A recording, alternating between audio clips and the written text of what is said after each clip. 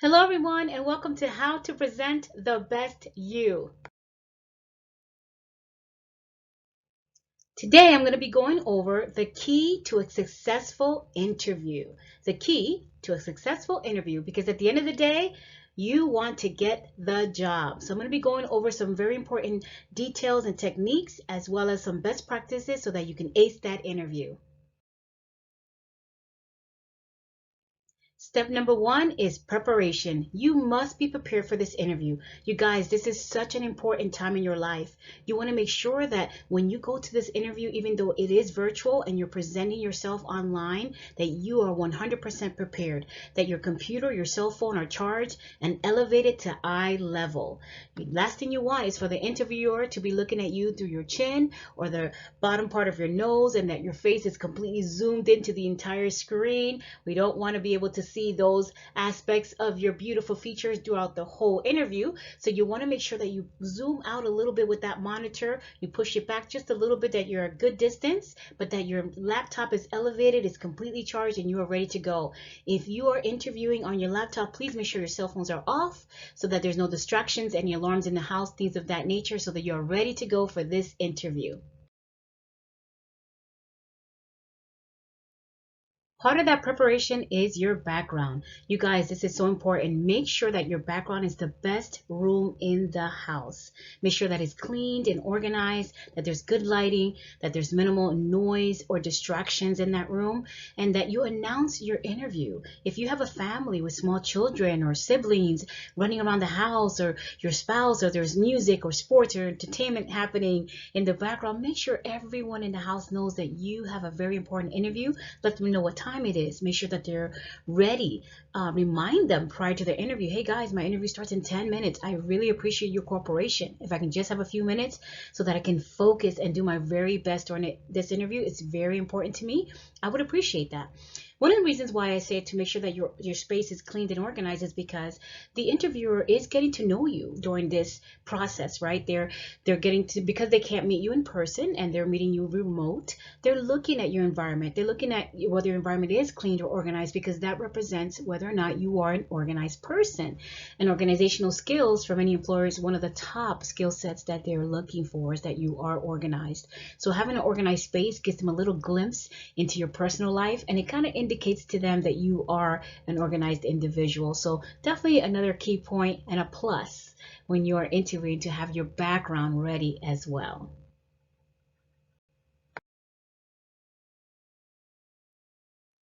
Now, this is an example of what not to do. You definitely don't want to have an disorganized mess. Actually, I don't think there's any organization to any of these pictures. This is completely disorganized and a complete, what some would consider a very messy room or presentation for your background. Now, you may think it shouldn't matter what my background looks like because it's about my skills and my experience, right? However, when you are interviewing virtually, all of it is part of your presentation. So your background is very much a part of that. And so again, you don't want the perception to be that you're not an organized person, because that is one of the key skill sets that they're looking for. You want support. If you have pets as well, maybe you can pick an interview time that your pet normally goes for a walk, or if your pet has a set time that they're sleeping, picking that time so they're not, barking or in the background or trying to get your attention during the interview. If you have someone in the family that can walk the dog, or if the dog can play in the yard a little bit with the kids during the interview time, these are all opportune moments that you can take where the family can support you on your journey to finding your career path. Again, making sure music are turned off. In my family, my boys are musicians, so I'm always kind of announcing to them, because if I don't, music will be on. They'll be playing, one will be playing the bass, the other will be playing the drums. So I always announce to them that, hey, mommy's going to be interviewing a candidate, so please make sure that you are not playing any music. Your TVs, make sure that they're toned down or that they're off during these specific time frames, so that they know this is the time that I need their support, as well as your alarms in the house as well. So guys, you can do this. Just take a little time to prepare, and you'll see it's going to go a long way with your presentation. Your work experience. So your work experience, make sure that it is brief, it's relevant, and short and sweet and straight to the point. So you definitely want to have a summary already prepared of what you're going to say about your work experience.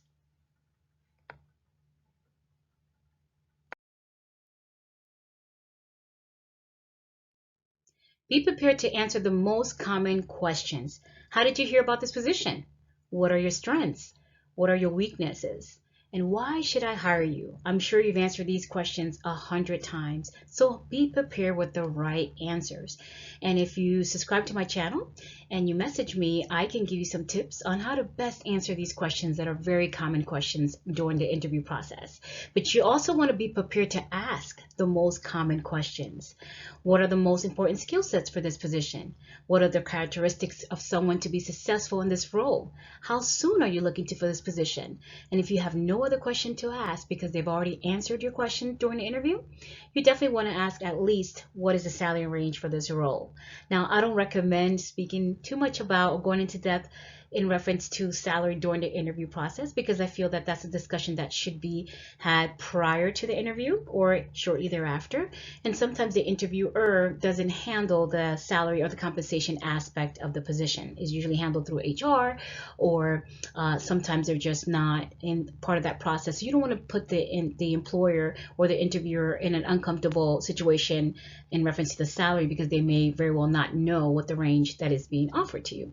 And sometimes they do. So you want to be prepared to ask questions. If you do not ask any questions, here's one or two things that can happen. The first one is that the employer may assume that you just were disengaged the whole time they were talking about their amazing company, the amazing opportunity, their structure, their team. Here they are, just speaking about passionately about how much they love the organization or love what they do and love the team that they have. And then at the end of all that, you say, nope, I don't have any questions. It's kind of like, okay. So the perception can be that you just were disengaged.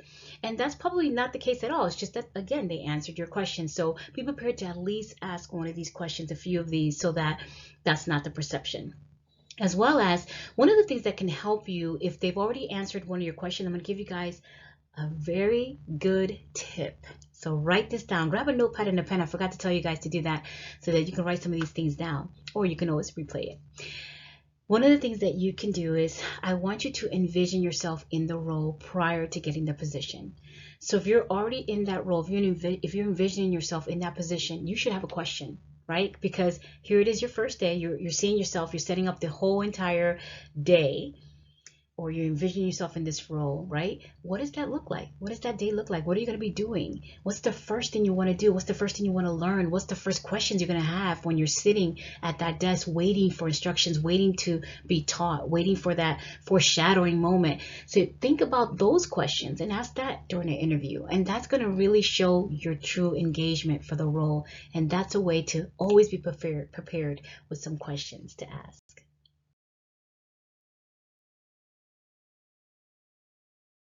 Your appearance. OMG, how much time do I have to go over this? You guys, you're killing me with some of these choices. Your appearance is so important, you guys. You have to dress the part. You have to dress for success. You have to dress for the position that you want and not the position that you're in. Dress for the position that you want and not the position that you're currently in. Why? Because you want that interviewer, that employer, to see you potentially even in a higher position than the one that you're applying for. You want them to see the potential in you, because at the end of the day, don't we all want to grow? None of us want to stay in the same position for the rest of our lives, right? We want the opportunity to grow and continue to develop our skills and to learn more. And so you definitely want to give that employer, that first impression is everything, you guys. They cannot erase that first impression. So make it count. Make it count. What does that mean for our ladies? Head to toe, I always say, even if it's a virtual interview, head to toe, dress up. It makes you feel good about yourself. Sit upright and confidently during that interview. Make sure your hair is on point. Make sure you have your makeup done really nice. If you wear any makeup, up, make sure you just look presentable and you are prepared 100% for this interview. Again, your presentation means so much. For our gentlemen, depending on the position that you're going for, some position may require you to wear a suit, perhaps. If it's a managerial role or a high level role, then wear a suit. If it's not, and it doesn't require you if the position doesn't require, or the culture of the company doesn't require for you to be suited up, then wear a nice button up with your nice tie, but stand out, make a statement, go above and beyond. Even though you're home, even though you're in your room, you can still present the best you, because let me tell you, it goes a long way. In a time right now where we are working remote, where there's so many people unemployed, you know how many people are interviewing for the same role? You know how many people now more than ever are going to fight to get those jobs and get those positions because they have to feed their families, because they have bills to pay? You're competing with a lot more people than you did before. But guess what? There's something special about you. And in order for that employer has just a few minutes to figure that out through a lens, through a laptop, through a phone. So give them a really good first impression. So I can't stress enough, your appearance means so much. In some of my future videos, I'm going to do some presentations on how to best dress for success as well. So stay tuned for that as well.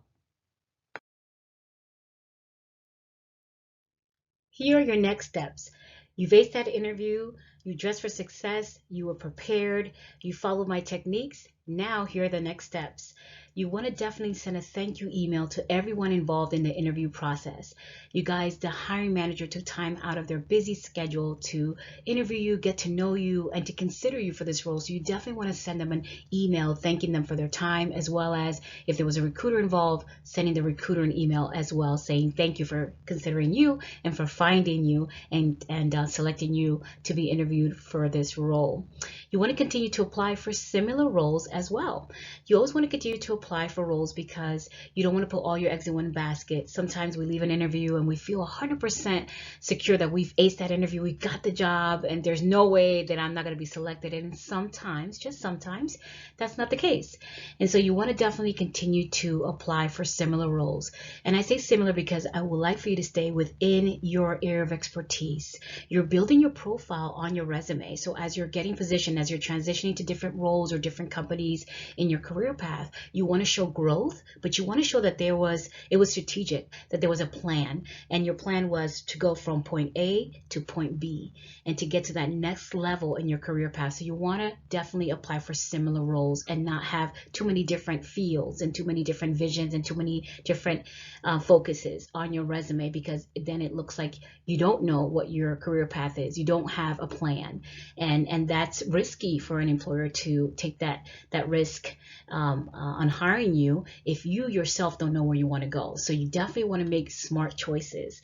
You want to continue to interview. You don't want to cancel your interviews. You don't want to cancel them because you just never know. You may think this was a great interview, a great opportunity, go on another interview, and that was the perfect home for you. So you don't want to miss out on that. So please don't cancel your interviews, as well as it sends a bad impression about you. You can sometimes cancel your interview or do a no call, no show because you've already got another opportunity. Sometimes that opportunity doesn't work out and you want to go back to the company, because the previous company, because you liked their culture, you liked everything about them. They were kind of one of your top choices, but now they've already flagged your system that you were no call, no show. So you definitely don't want to do that. So keep your interviews. And you want to become more marketable on social media during this time. Everyone is on social media since we are remote. So this is a perfect opportunity to update that resume and keep it current. Update your picture, make sure it's a current photo of you, so that you're not you're not going on a virtual interview and they've already looked you up on one of the platforms and you look completely different than what they were expecting, because they're going to be a little bit surprised or taken back by that. So you want to make sure that your picture is current as well, and that it's current on all platforms, and that that you're cautious of what you're putting on your social media as well, because they are looking at that. Your employer is looking you up and checking out a little bit about who you are, right? It's a big decision. Should they invest in hiring you and bringing you on to their teams and taking the time to teach you and to train you for the role and to have you be a part of the family? So it's a big decision in a short period of time. And now virtually is a little bit even more challenging because we have to connect with you right away through a lens. So it's not easy.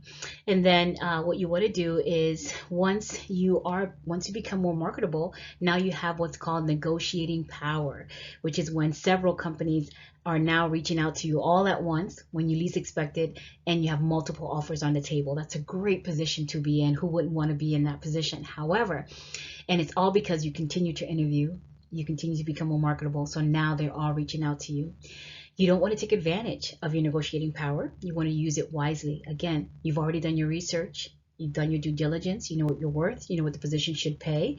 So now you have a little bit of negotiating power. And so if you can get a little bit of a higher compensation, by all means, feel free to do that. However, since you already know more or less what the position should be paying, you don't want to, because you have several offers on the table, you don't want to go way above and beyond. You don't want to go 30, 40, $50,000 over just because you feel like you can get that amount of money out of the company, because oftentimes what happens is it backfires on you, that plan.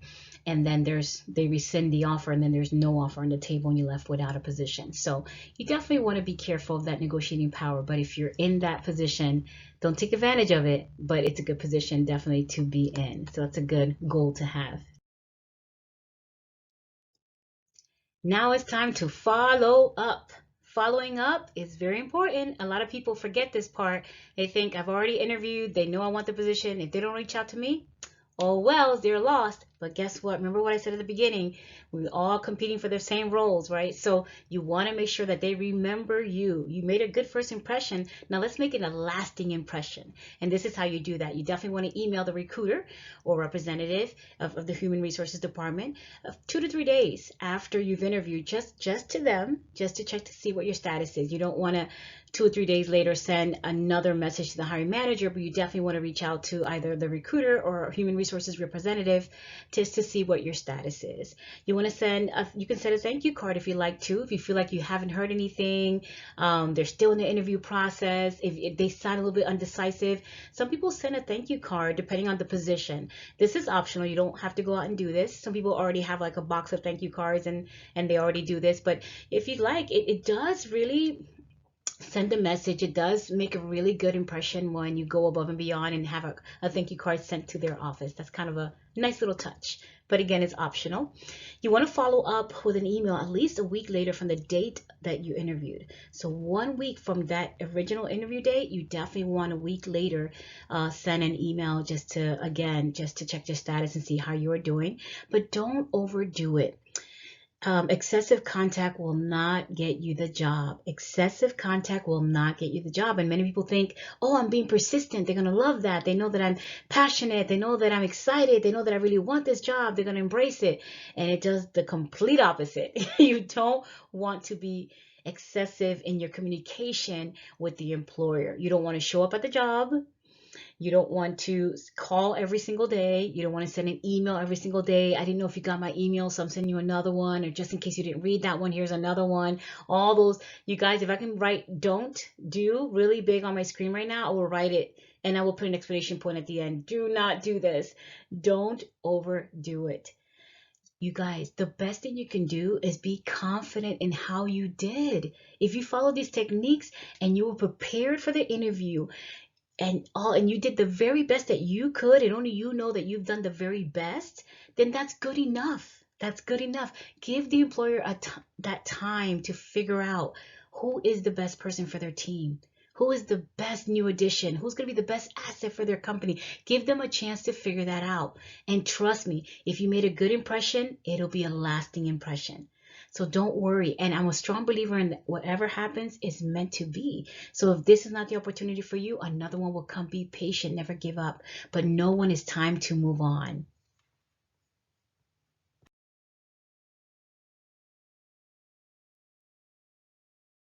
Stay positive. Dun, dun, dun.